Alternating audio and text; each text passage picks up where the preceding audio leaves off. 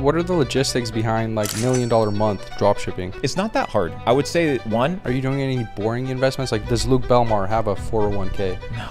Do you have health insurance? It's a great question. So you had this huge come up with dropshipping, and then you funneled that money into crypto. All of it. You wrote it, sold. Are you going to be buying back in? It's a great question. Give us the sauce, bro, please.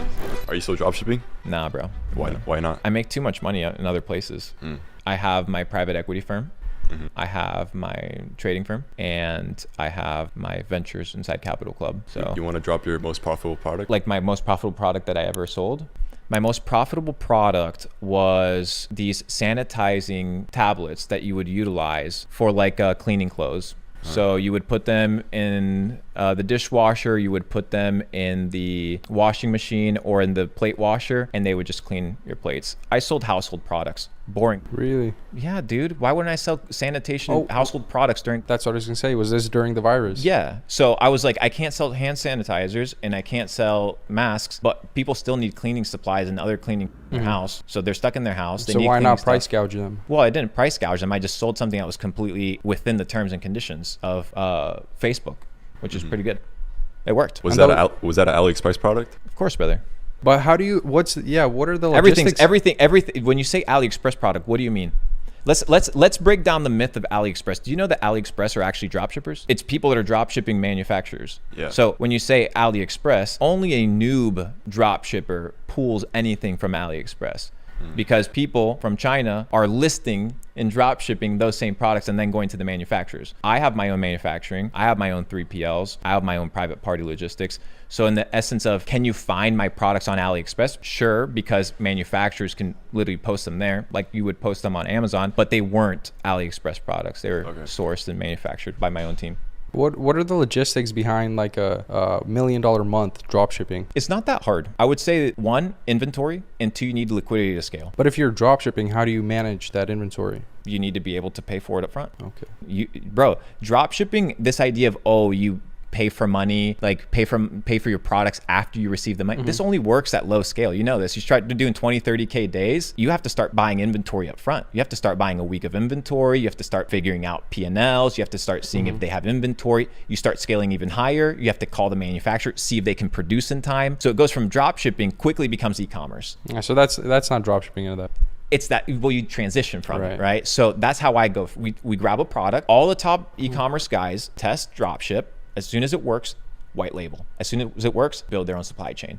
So you had at scale, you have to do it. Right. So you had this huge come up with dropshipping, and then you funneled that money into crypto. All of it. You wrote it, sold. Are you going to be buying back in? It's a great question. I was talking with Luca Nets before this podcast, and we were talking about crypto. The Bitcoin ETF will 99.9% approval rates. It's happening, going to get approved. What happens after it, I have no idea. How I'm going to get in the market, I think I want to get in building products. This time around, I kind of invested in things, but I think there's a possibility to just build cool products inside crypto. So I think my approach is going to be different. I'm going to probably pull away from being like a market investor, a trader, to probably getting more hands-on in the game. Are you familiar with, what are they called? The ISO 2022? Yes. 222. Yeah. Somebody was telling us. XRP and stuff. Yeah, you got to get into that because the government is adopting those. Do you agree with that? I mean, no.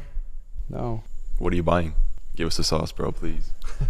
Let them cook. I would say a really good ecosystem right now is TON, T-O-N. It's the Telegram Open Network. So the founder of Telegram, if you follow the history of Telegram, he launched an ICO and the SEC sued him. It was over $1 billion crazy ICO and he had to refund everybody. But then they kind of launched it in a decentralized way and they're building a ton of crazy. So it's the currency of the Telegram ecosystem. So if you're going to bet on something that already exists, that has tons of users, that is actually well developed, I've been looking a lot at the TON ecosystem. It's a $2 billion market cap. It's not a small coin, but it has something that's actually backing it that has a decade plus of history, trackable winning teams.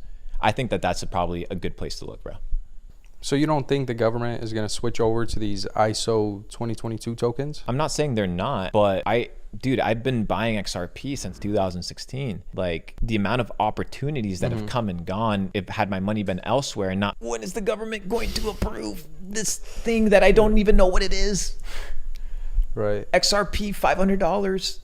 Like, bro, like, come on, dude. Like, who are the people telling you these things? Now, I have thesis about Ripple. It's not whether it's going to go or not go. It's a simple fact of, is there more opportunity elsewhere? Is there better opportunity elsewhere? And am I willing to lose this boat if it ever happens to capture another one? And yeah, XRP is just, there's too much capital already in it, bro. There's other opportunities out there for sure. Are you doing any boring investments? Like, does Luke Belmar have a 401k? No. Do you have health insurance?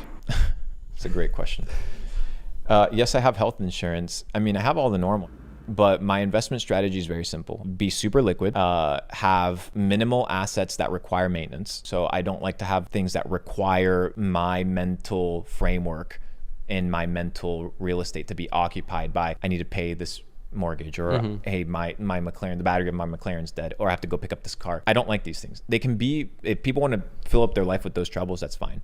I don't like that asset class. That asset class can appreciate. I don't like it. I like 3 asset classes. One, on the hard assets, I like gold and silver. Why? Because I can exchange these things anywhere in the world for a fair price, right? We all can agree that I can move $1,000 of gold anywhere and sell it for $1,000. Same thing can go with Bitcoin, but I can do it in a digital way. Yes, the price fluctuates. Yes, there's a little bit more uncertainty, but I can take $100,000 and move it from here to Lithuania with a hard drive, and nobody would ask me a question. If I was to take $100,000 worth of gold bars from here to Lithuania, bro, they would be all over me. So you have those digital assets. That's a good investment. Remember, we're talking liquid. You have your physical assets, and then you have cash. Cash, you need to be banking on winning economies and on the strongest economies. People say the US, okay, but what's better? Tell me what currency's up next that isn't another piece of, but ours is backed by what? The military, dude.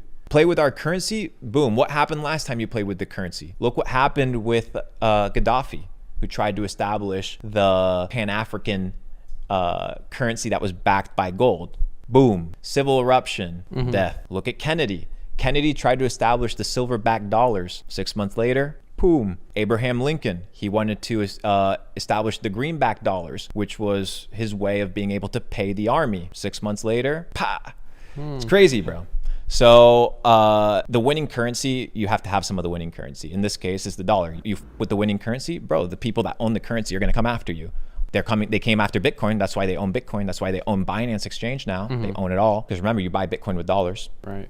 If you have unlimited dollars. Now you have to bet and put some money on these empires. So US dollar, Swiss franc, banking capital of the world, and Singaporean dollar, I think it's pretty good when it comes to its price fluctuation versus the dollar, which I think is about 8%. So on your cash, banking on those empires. On the digital side, have digital assets that you can move that are liquid, and physical gold, physical silver, things like that. How do you actually go about, like, technically about getting the Swiss franc? Do you just go on a Forex exchange? Like, how do you hold the franc? Yeah, I mean, you can literally get cash, or you can find foreign exchanges that will actually let you remit different payments. There's also different banking accounts, but it's not for like small individuals, where you can have different currencies.